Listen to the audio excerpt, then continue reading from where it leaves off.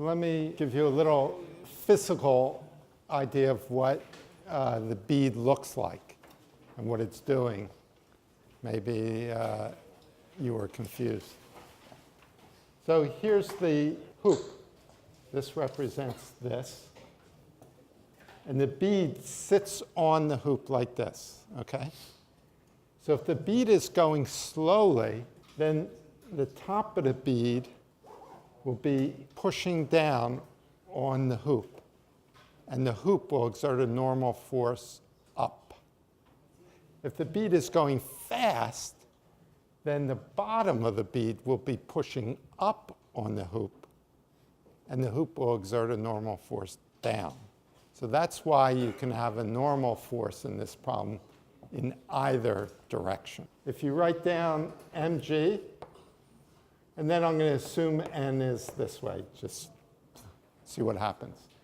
So I have n plus mg equals mva squared over r. Now, when VA squared over R equals, when MVA squared over R equals mg, then the normal force is 0. And if it's less, the normal force is one direction. If it's greater, yeah, there are two possible ways in which the normal force can point. You could draw either way for part A. Doesn't matter. But for part D, I think it was part D, it asks under which circumstance it's up and which circumstance it's down. For part A, you could have it pointing either way. So far, we have only considered forces that are constants. They don't depend on position. They don't depend on velocity. Maybe the only slight variation on that is static friction, but that only varies depending on what the other forces are doing. But in the real world, there are lots of forces, in fact most, that depend on position and or velocity. For example, if I drop a piece of paper in air, the force of air friction depends on the velocity of the piece of paper. It's not a constant. So we want to know how to handle this. How do we do problems where the velocity and or the position varies, where the force varies with velocity or position? The answer is it's hard. Okay, it's hard. In fact, most problems cannot be done paper and pencil. All right? If you really wanted to do it correctly, there are too many forces involved. They're acting in many different ways. It's very hard to do it. For example, if you only have three particles, only three particles, and they're interacting in space gravitationally, it's impossible to do the problem analytically. You could do approximations. There's some special points where you can figure out what's going on. But most of the time, you cannot do it. Two particles you can do exactly with paper and pencil, but not three. Okay? So what do? And the answer is you put it on the computer. If you remember, we had this result in the beginning of the course. The first thing I wrote down, I can make that into a vector equation. All right? That's the first thing I wrote down. So what you do on a computer is you give the computer an initial position and an initial velocity for the particle. You then compute the forces on the particle, divide by the mass of the particle, multiplies by some little delta t, some small time, and that'll tell you the new velocity at a slightly later time. And then you keep doing that over and over and over again. And you could use this equation, but there are actually better algorithms that allow you to get more accurate values for slightly bigger delta t. All right, so if you take a numerical analysis, numerical programming, some kind of course like that, you'll learn about better algorithms to do that. So there are very few that can be done with paper and pencil. And we're going to do a little bit for some that can be done. All right, some simple examples. All right? So the first example we're going to do is fluid friction. I'm not going to have gravity to start with. And under these conditions, the force of friction is equal to minus b times the velocity. B is a constant. So you see that the force depends on velocity. And it's opposite to the velocity. If an object is moving this way through a fluid, the fluid's going to act against the object. So let's put this in Newton's second law. All right, so you have F equals ma, and I'm going to write A as dv dt. And my F is just minus bv. So I have this equation. This is not an algebraic equation. It is what is called a differential equation because it has a derivative inside the equation. I can make one little simplification and just write it as minus b over b. So how do I solve an equation like that? I don't know if you've ever done that. Maybe you have, maybe you haven't. But it's not impossible. What you're searching for is a function that represents v, function v, that's a function of time, such that when you take the derivative of that function, you get back the function itself times the constant. Well, what kind of function does that? Any ideas? What function, when you take the derivative, you get the same function back?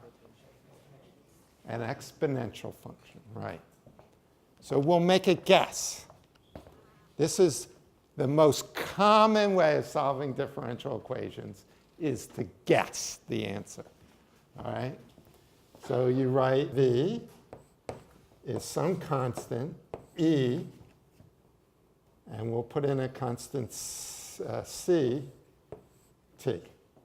All right, so we're going to guess that solution, and we're going to see what everything is. So if we put that in, we take dv dt.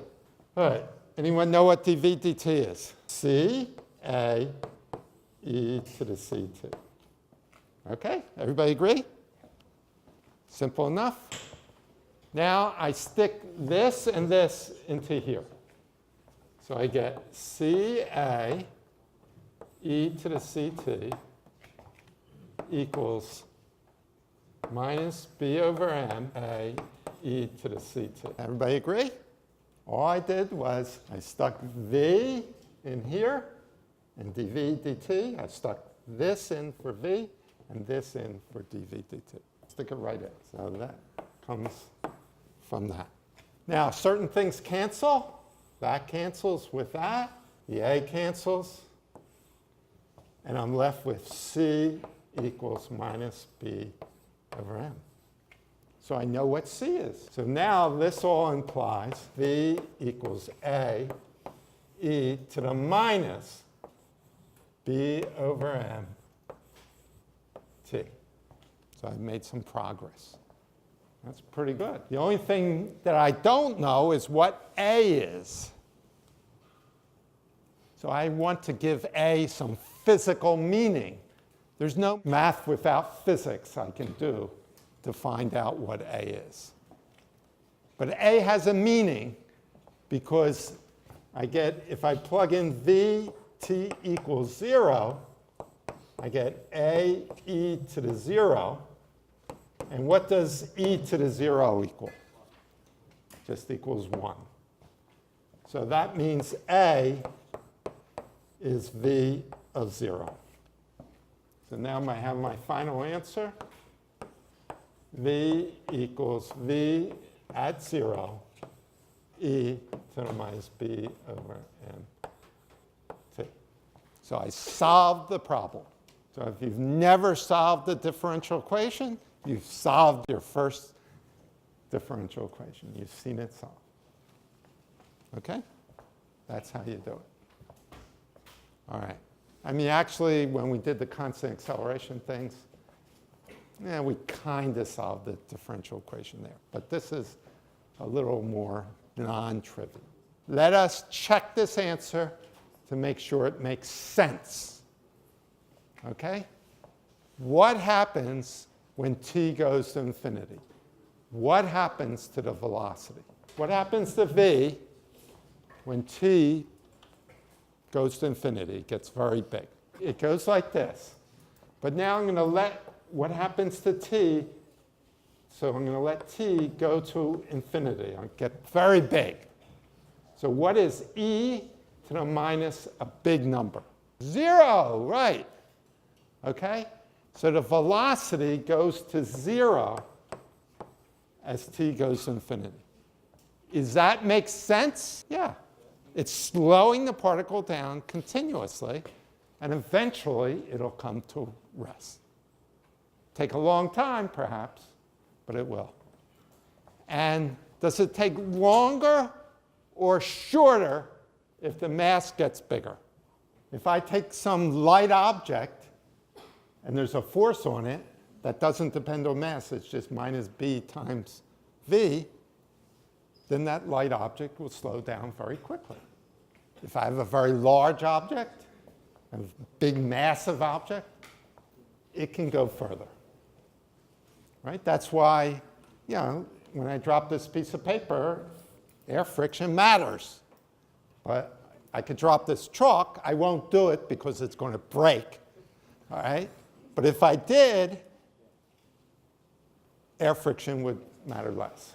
And the same goes for fluid friction. OK. Now, we're going to make this a little harder. Instead of having the object move horizontally, I'm going to let it move vertically, but the same friction force. So we have here vertical, let's say, motion. So I have m dv dt equals minus mg minus bv. And so I have dv dt equals minus g minus b over mv. All right? So this is like dropping an object in water or molasses or something like that. Notice the acceleration is not equal to g. That's why I don't like to call g the acceleration. All right? It's not equal to it. It's different because of the friction. All right, now what's the answer to this? I'm going to write down the answer. That's the answer. All right? Here's the derivative when it depends like this. We took that derivative. So what you do is you take the derivative of this whole thing.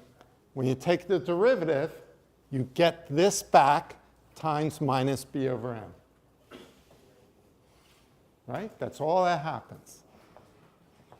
So all you got to do is take the derivative of this function here. Here's the only time here. What's the derivative of this? 0. So the derivative of this part is 0. And then it's this times the derivative of that. Let's look at the consequence of this answer. What happens as t goes to infinity? What happens to the velocity? Does it go to 0? No. What does it go to? T equals infinity, it goes to this. Why is it negative? It's gone down. This thing is called the terminal velocity. All right? And we could have easily gotten that velocity simply by this equation setting the acceleration equal to 0. Because what the terminal velocity is, the particle gets slower and slower until the acceleration goes to 0, and then it keeps going with constant velocity.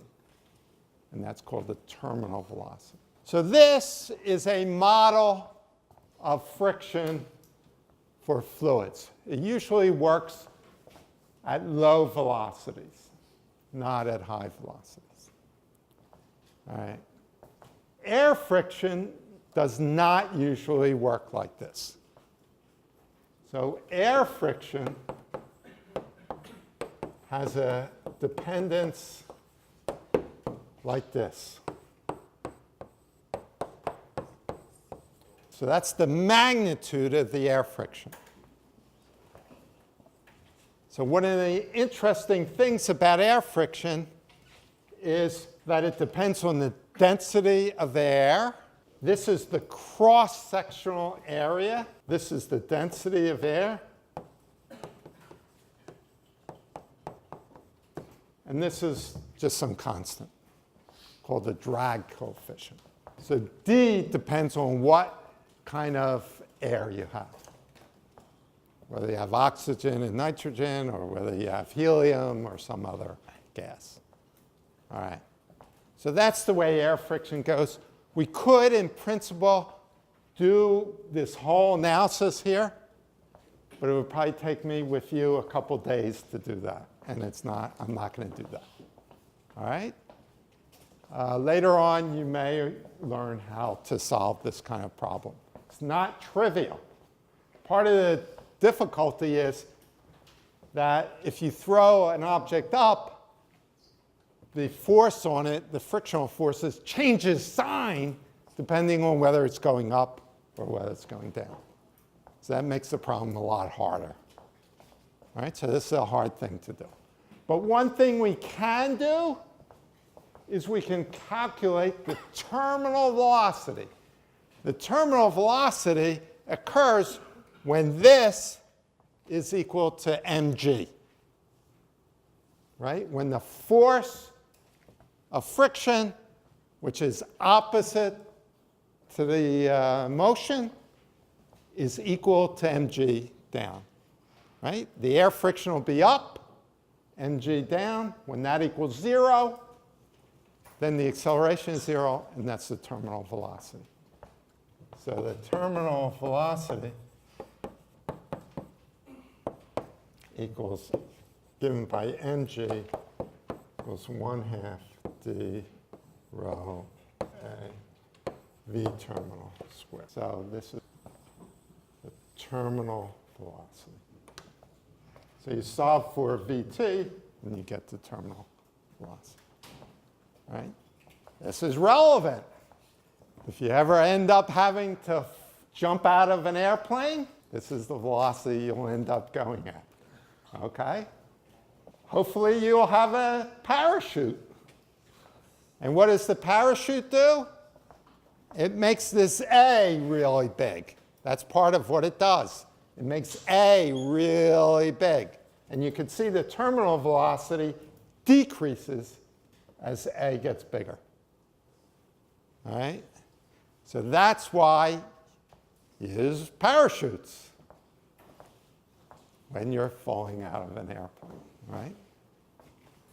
So if I have these two pieces of paper, I don't think this experiment will work, but I'll try it anyway. I'm going to drop it roughly at the same time, same height. All right? Which one should reach the ground first? This one. Why? Because it has a smaller area, right? So let's see if that works. Yeah, congratulations, I did an experiment. So you can see how that formula works. All right, so thus far, we've used the strategy of using Newton's second and third law of physics.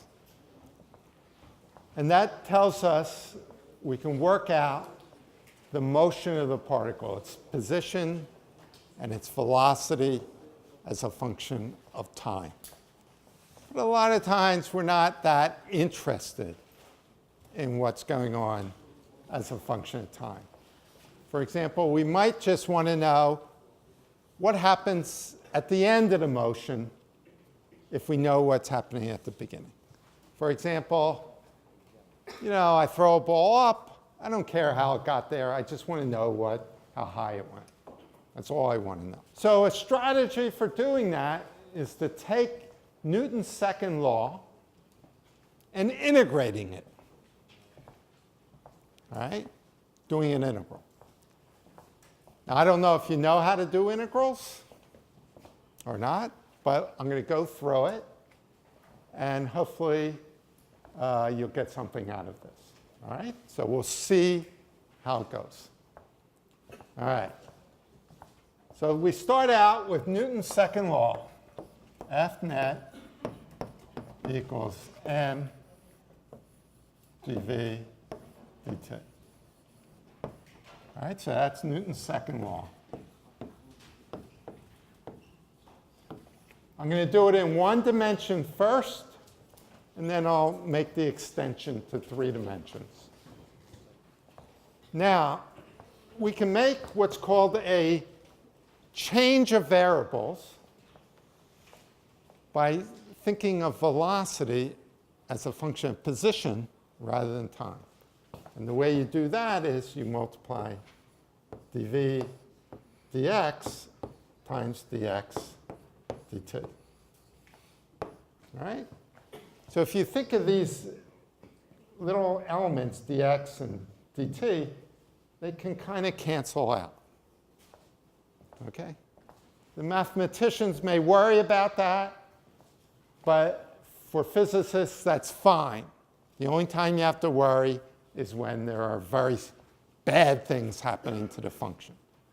But in physics, we never have bad things happening. All right? So that always works. So then we get m dv dx times v, because dx dt is v. Pretty straightforward. So now what I can do is I can move dx over to the other side, and I get this. The net force times dx is equal to m v dv. All right, so all I did was multiply both sides by dx. Multiply this by dx. Multiply it. And now I can integrate.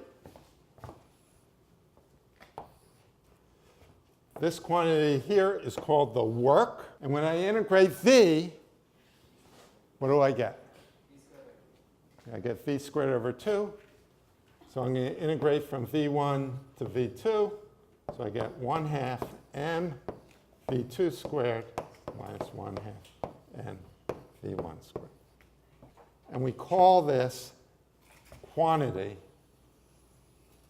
has a name. It's called the kinetic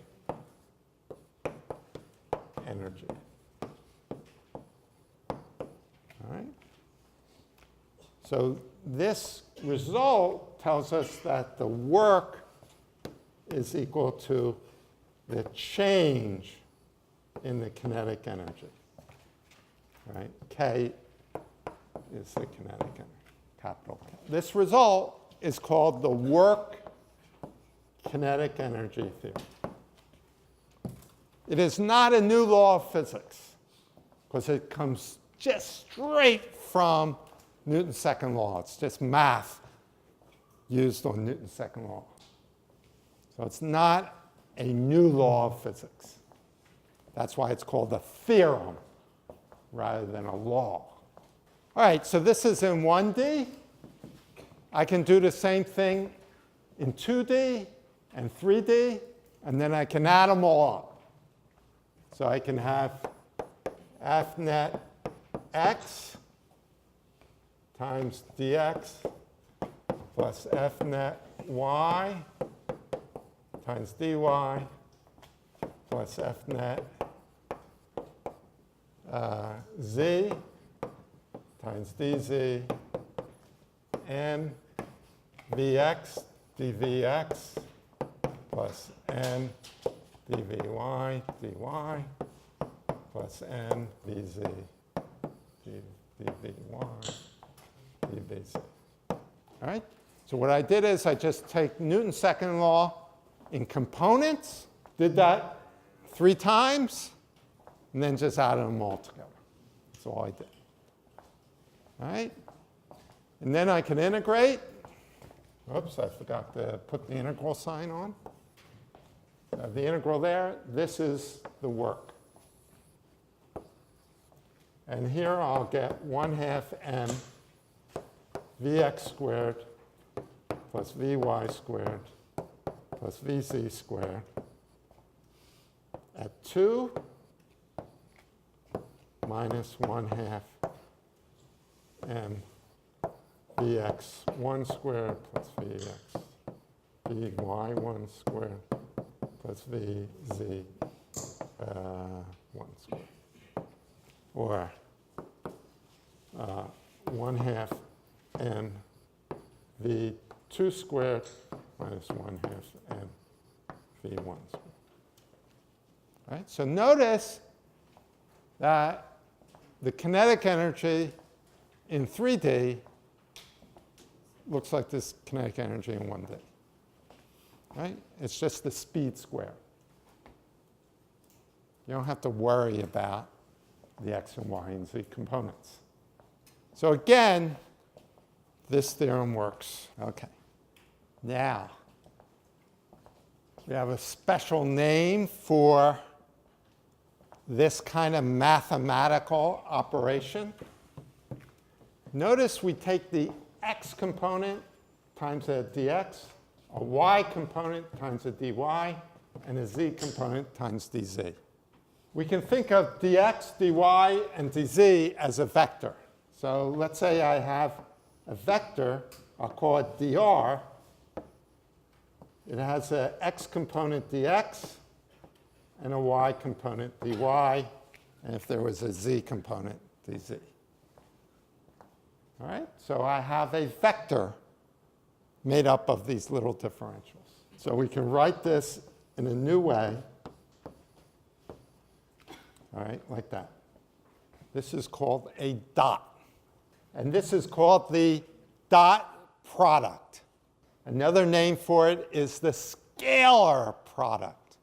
And the reason why it's called the scalar product is the answer is not a vector. You get 2 vectors together, multiply them, and you get a number, not a vector. So we have the dot or scalar product. And here's how it's defined. A dot B is equal to AX BX plus AY BY plus AZ BZ. It also turns out to equal A, B, the cosine of the angle between the 2 vectors. All right, so if I have a vector A and a vector B, you can see that this will equal this. And the reason for that is the x component of this A here, is A cosine of this angle. And then I just multiply by B. It has only an x component. So I get AB cosine theta. All right? And if A and B were not lined up along your axes, you can always choose an axis such that one of the axes goes along the vector. You can always do that. And then you could show that. So these 2 results, this equals this, and this equals this, are very important. So this is the work kinetic energy theorem. If F happens to be a constant, so for constant F, this is the last result.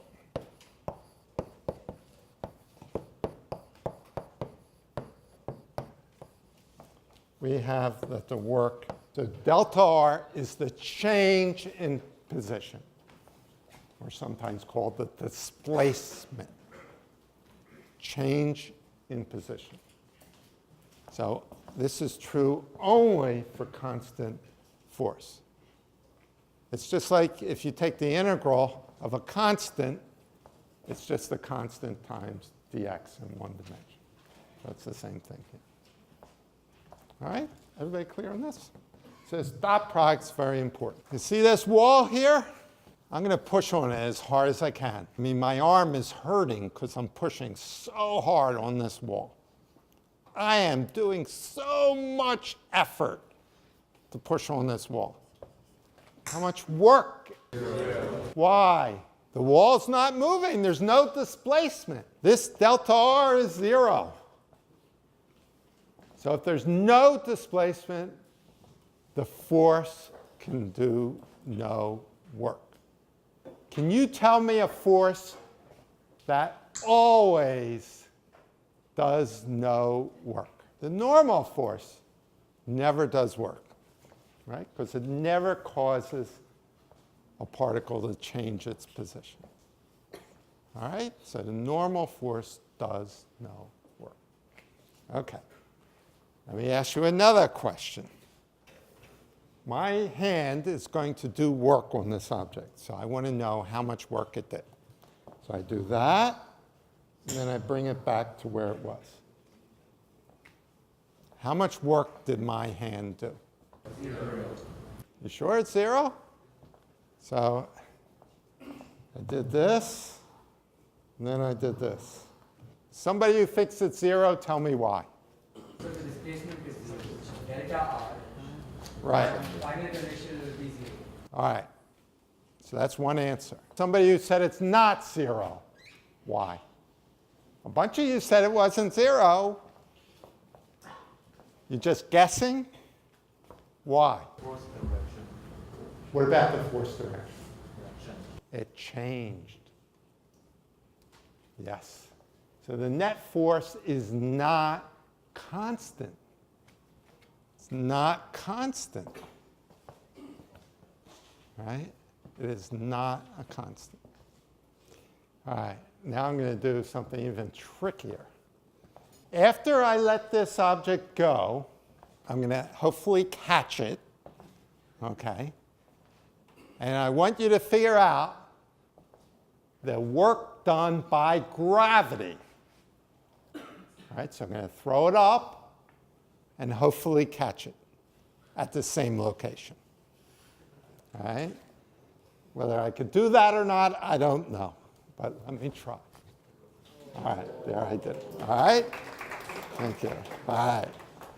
So I'm a magician. I did that, okay? So it went up, and it came back down. Now, my hand did work to get it going, but how much work was done by gravity during the whole time? Went up and came back to the same location. 0. Why? The force is constant, and the delta R is 0. Okay, so you can do that. Good. Now I do the same thing. Same thing. But this time, I'm not interested in the work done by gravity. I want to know the work done by air friction. So it goes up, it comes back to its original point, and the question is air friction 0? Is the work done 0, positive, or negative? Only want the work done by air friction. Not the net work, but the work done by air friction. So in these formulas, I can ask the question, what's the work done by each force separately? Okay, everybody got their answer, what they think? The majority said it is negative. In politics, the majority is usually wrong. But in this case, I think you were right. All right, the work done is negative. Why is it? Force in the opposite direction of motion. That's it. The delta R, this, is opposite to F. The force and the displacement are in opposite directions, so it's negative. All right, so the work done is negative. All right, later on, the next class, we'll see what that means is that the system is losing energy, right? Because its kinetic energy is going to decrease due to air friction. It's going to decrease the change in kinetic energy compared to if it was only gravity. Particle moves in a circle. Uniform circular motion. All right? Its velocity is not changing. What is the work done on the particle? Is it 0, positive, or negative? Particle is moving with constant speed around the circle. Is the net work done positive, negative, or 0? 0. Why? The direction of the force and the displacement are perpendicular. So that's one good reason. Can anyone give me another good reason? Kinetic energy is constant. So by the work kinetic energy theorem, the work done is 0 because the kinetic energy does not change. Let me ask you one more question. Well, I guess this question is pretty much answered before. The centripetal force never does work. So the centripetal force, if the particle stays in a circle, does not do work. Why? Why? We were given the answer before. Even if the velocity changes, the centripetal force, the centripetal, the part towards the center, does not do work. Why not? It's always perpendicular to it. Yeah. The motion of the particle is always perpendicular to the centripetal force.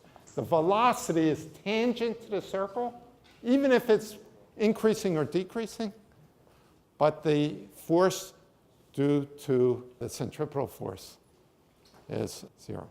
The work done is 0.